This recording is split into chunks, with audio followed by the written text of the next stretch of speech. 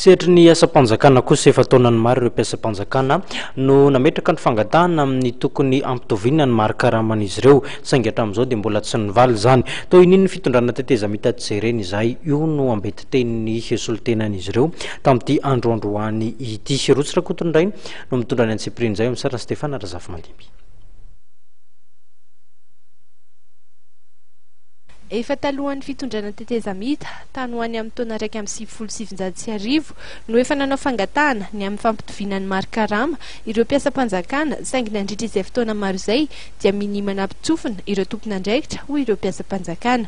Mivondrona izy ireo ankehitriny ao anatin'ny fivondronam-ben'ny sindikaan'ny mpiasa-panjakana malagasy hitaky izany fampitoviana ny mari-karama izany. Tiana androso ty fireneny ty raha tena tia tanindrazana ny mpitondra dia ny fijerevana ny tombontsoan'ny firenena no tokony atao. Inona ny tokony ahasony vahoaka? Tokony hinakanina tsara ny vahoaka, tokony ho voatsabo tsara ny vahoaka, tokony ho ampianarina tsara ny vahoaka eto amin'ity tansy ny firenena ity mba hiadampinaritra izay ny lokan'ny mpany ireo mpitondra ireo.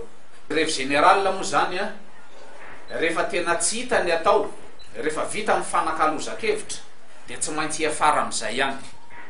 Fa hatreto dia mbola mangataka fionana foana izahay amin'ny fitondram-panjakana. Ary ny akamaroan'ny olona amin'ny mpitondra fanjakana ane ka manaiky an'ity e. Fa olona vitsivitsy ny tsy manaiky an'ity ao amin'ny mpitondra fanjakana. Ny antony azo manokana izay mety misy resaka politika ao, mety misy resaka ekonomika sy ny sisa sy ny sisa.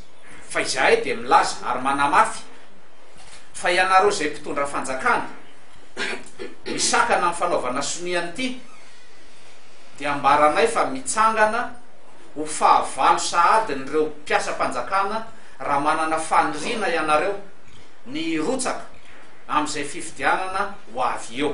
Rariny tsy hitsy noho izy ireo ny fangatahana izay ataony indrindra amin'izao fotoana izao satria efa ampy izay ny fotoana ny andrasana ary manana ny harena ahafahana manatanteraka izany isika. Natao mandritry ny tetezamita ho izy ireo izao fangatahana izao satria ny tetezamita no natao hanovana ny zava-dratsy nisy rehetra teo aloha toy ny lalàna sy ny fitondrana izay nambotry ny vahoaka malagasy hatramin'izay. Mitaky hatrany sy ny fifanantonana amin'ireo tompon'andraikitra ireo mpiasa-panjakana saingy raha mbola minimana mpitsofina ireo tompon'andraikitra ireo dia hisy ny hetsika goavana izay ho ataon'ireo mpiasa-panjakana.